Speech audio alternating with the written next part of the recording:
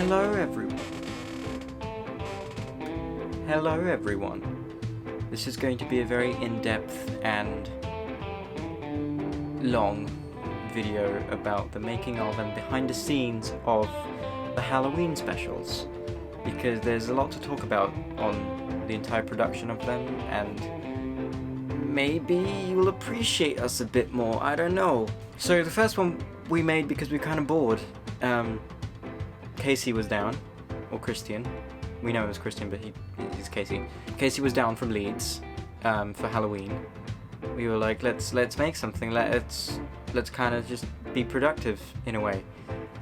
He was being Michael Myers for one of our friends' birthdays. One thing led to another, and we started making a dummy, which we called Steve, who played a few parts in our films. And we asked Aaron to come over that day, and the whole idea came from the fact that we wanted to do like a head smash, and that's where the whole idea came from. We bought a melon, and Aaron had to scrape it out, and we filled it with this mucky kind of. It was everything. It was like oatmeal, fake blood. Bits of melon still in there, and it was just everything like that. So we kind of just made it. We didn't have a script. We just made it up as we went along. We knew where we would end up with Michael Myers' head being smashed and stomped on by my character. Go on. It's melon time. Oh, wait, I can't zoom.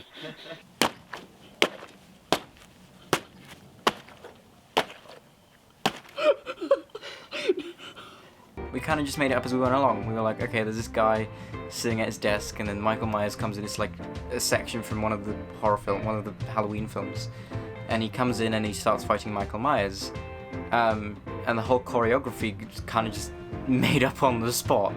I mean, it sounds bad saying it out loud. We didn't know what we were doing. Kind of just like, oh, what would you do next? And he grabs my throat, and I jump out the way and grab him, and that take took so long for me to grab the back of his mask. Yeah, see? Yes. See? I didn't grab it properly. Yeah. Go. I pulled it too high. Yeah. Fuck you. Oh god. And the first film was filmed in 2 days. So the first section, all the interior stuff, was filmed in 1 day. Fuck off. Come on. Really? And all the exterior stuff was filmed the next day.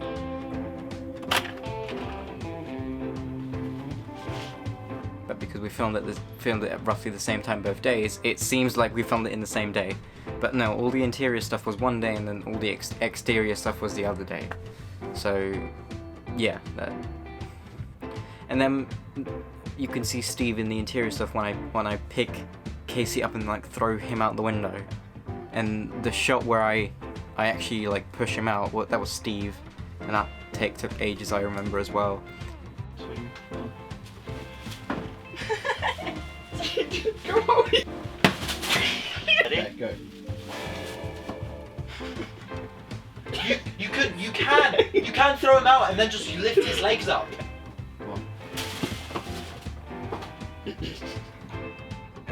The next day, it was freezing cold, and I was just wearing a shirt and nothing else pretty much, and all that choreography as well was just kind of made up on the spot. Everything in between was kind of just made, everything was just put together, and then I spent a day editing it just in time to release it on the 30th of October, and everything just kind of, yeah. So we kind of just left it off on a cliffhanger, and then I just made the joke, oh, we have to make the sequel next year, and then turns out we actually did make the sequel next year. Casey came down again from Leeds, and we put him in the Jason costume again, and I bought this hood, like this latex hood that he would have to go in, and we painted his eyes, or around his eyes, like black.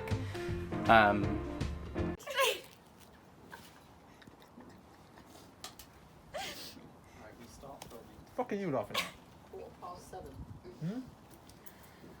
at? So yeah, this one was quite a bigger production. This was filmed in 2 days as well.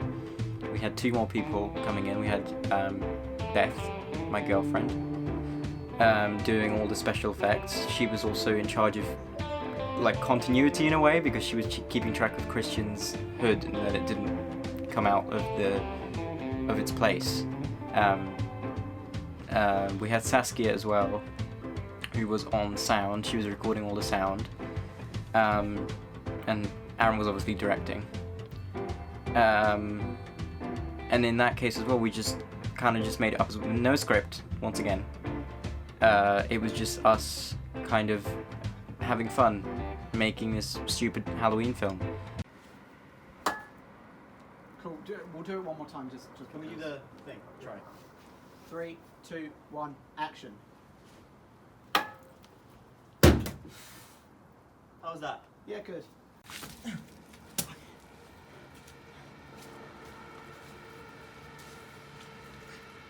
Like that whole night, we had a lot of technical issues, and the head axe shot, that was a pumpkin this time, and we had a wig that looked roughly like my hair color. That took a very long time to get it right, and by the end I was covered in mud. I was covered in blood and covered in mud and fake blood. I was freezing. I just had a shirt on again and jeans, and I was just so muddy.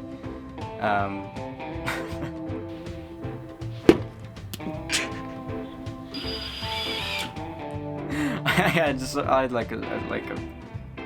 sort of a mental breakdown that night because we couldn't get the shot right. I was just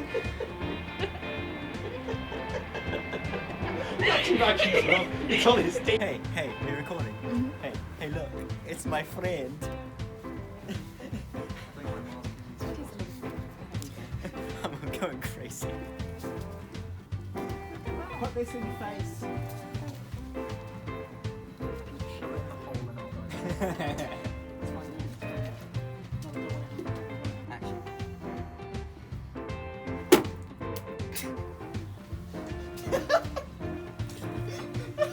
I give up. Do it.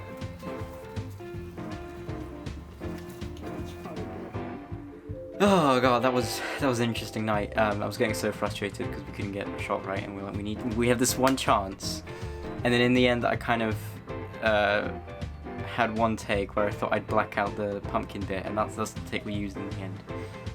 I was kind of mask out the bits where you could see the orange of the pumpkin, and that was a shot that we used in the end, and it works because it's such a small shot, and you just need to see the impact kind of, and then the blood splatter on Jason's face.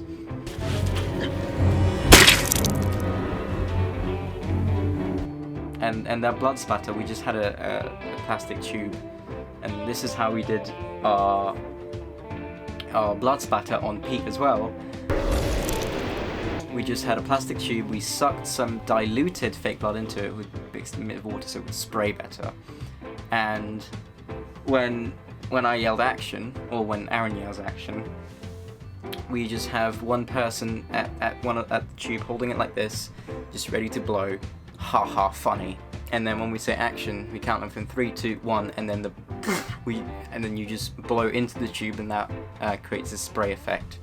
And that's how we used it on both this one and Pete when the murder scene happens in Pete. Spoilers. I wasn't sure if we should include Freddy in the second film. I kind of wanted to include him, but I wasn't sure of a natural way to bring him in. And then we did that kind of just happened on set as well, that somehow Jason gets knocked out, and then Freddy enters his dreams. So everything, every part of what you see on screen, that was kind of just made up on the spot. We had a rough idea of where we wanted to go, but most of like the details and the way things turn out, that was just all on set. And then the next day, I spent 3 hours getting the makeup done on my face by Beth. She was very annoyed because I kept complaining how long it's taking.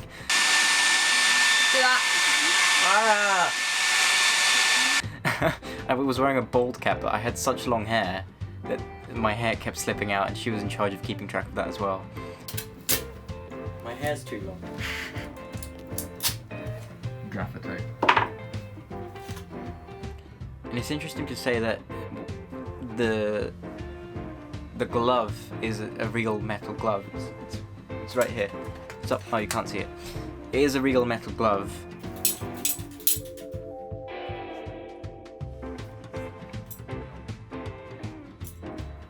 The idea of the NES theme when Freddy comes in and it's Freddy's coming displayed on the TV screen in Jason's dream.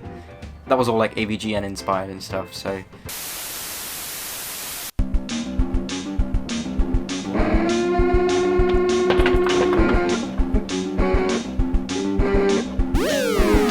And then Freddy comes out and then he fights Jason.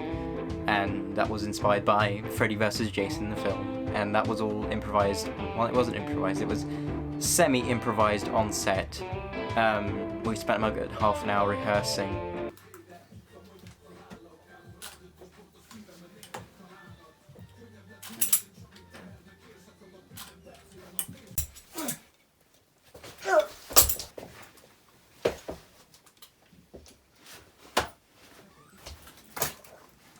Oh, did it? Wait, it might. If it did, it's gonna go. Wait. Rolling.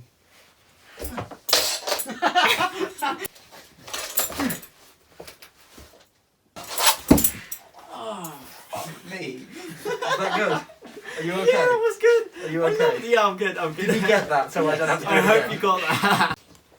The return of Steve. Steve strikes back. Am I gonna have to go there as well? Yes. Yeah. You can say, my friend, he beats me. So I slammed.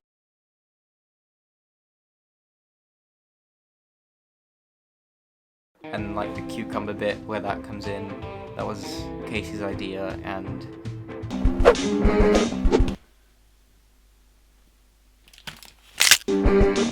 the stomping where I stomp on him. You anyway. Hmm? Keep doing that to you anyway. What do you mean? The next one out. And then I had one idea where he takes the machete, where it was a real machete, and then it turns into a fake, like, plastic one.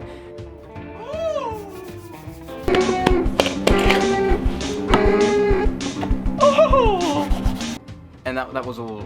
That we all kind of came up with that on set together. We thought next year we would do like a final one. We didn't want to make anything beyond 3, so we thought we'd have a trilogy of the Halloween films. And we had a very different idea in mind at first, with a part 2 of Freddy vs. Jason in the third When It's Halloween film.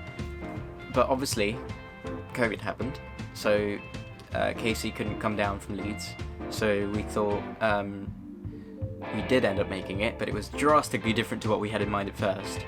I don't honestly know where the idea of the plague doctor thing came into mind, but I thought that was kind of a cool original character, kind of, I don't know. And I thought, well, since I can be here, Tommy's going to be resurrected. The very first character, he's going to be resurrected by this doctor. It's never explained how he resurrects him. He just does that. That's like the whole like Reanimator vibes. If you got it with the colors and like the green and the purple, that was all from like Reanimator. So we just decided to continue the previous thread from the first 2 instead of following up with the Freddy vs. Jason stuff again. However, Casey was technically in the film because he did the opening narration for the film. Not more unutterable could have been the chaos of hellish sound if the pit itself had opened to release the agony of the damned. Because that was a quote from H.P. Lovecraft, from his Reanimator story. The whole idea was that we would have the Reanimator inspired kind of scene. The whole first section of the third film, that was all shot in this room here. We just had a black, like a black cloth hanging on the wall, and that kind of made it seem like it's a different room. Crack your gloves except me, boy. And Saskia was our production designer.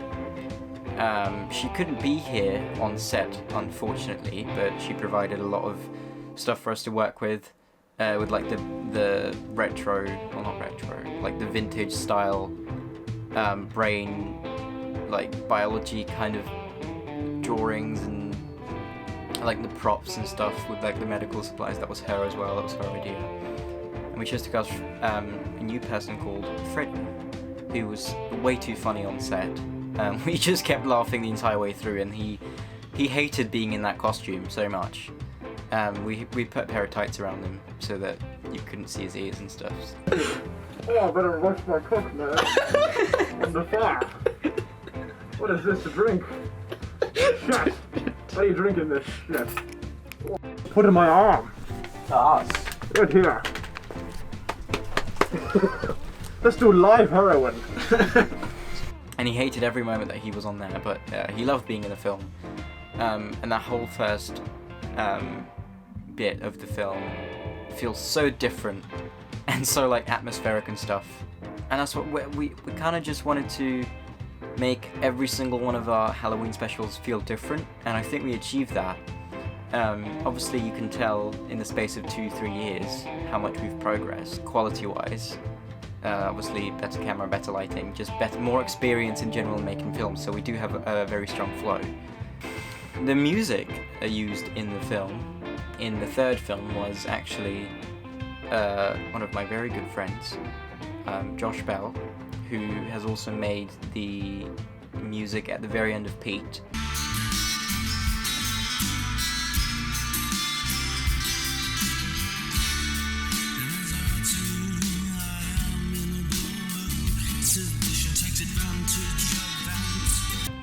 And I was listening to one of his albums and I thought this would work really well for When It's Halloween 3 during the like autopsy kind of resurrection scene.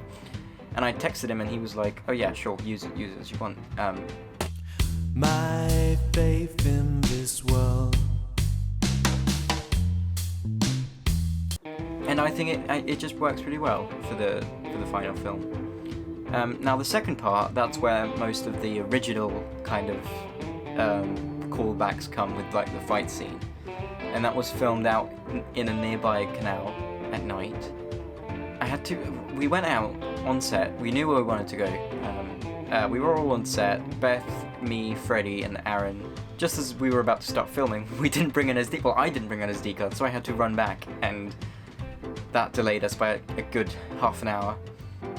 And then we started shooting and everything then was made up on the spot as well. I think you can tell that a lot more with the third one than the first or the second, because we kind of did the same thing as I did with Casey, where we just kind of rehearsed the logical steps that these characters would take in a fight.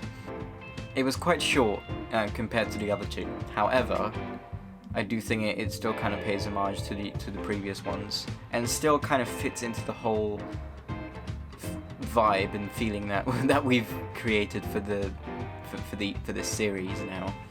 I might actually hit you though. I'm rolling. I'm rolling, by the way. Is that like that? When you're ready. Okay. Rolling. Yeah, just go for a punch. And then the final scene, we knew this was going to be the last one. Well, we think it's going to be the last one for a while, for a very long while at least. Aaron came up with the line for me to say something like "run away in the woods." And by the way, the bit where I run towards the camera and I hit my head on a tree, that was completely real. Come back. Why are you running like that? It's fine. It doesn't matter. It's too.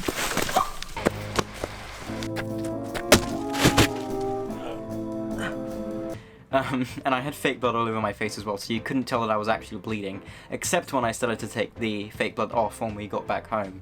And then the final shot of the film, which was... Oh, I fucking hate Halloween. That was Aaron's idea, because that was he just wanted to send the series off on a good note. I think it works quite well. I'm quite proud of all three films. I do look at it as a trilogy, and I really enjoyed every aspect of making them. Now, we're probably not going to make another one next year, unless we don't have any other ideas, but we do have a lot of future ideas for films, and we did say that we don't want to make another When It's Halloween, because we just want to do different things.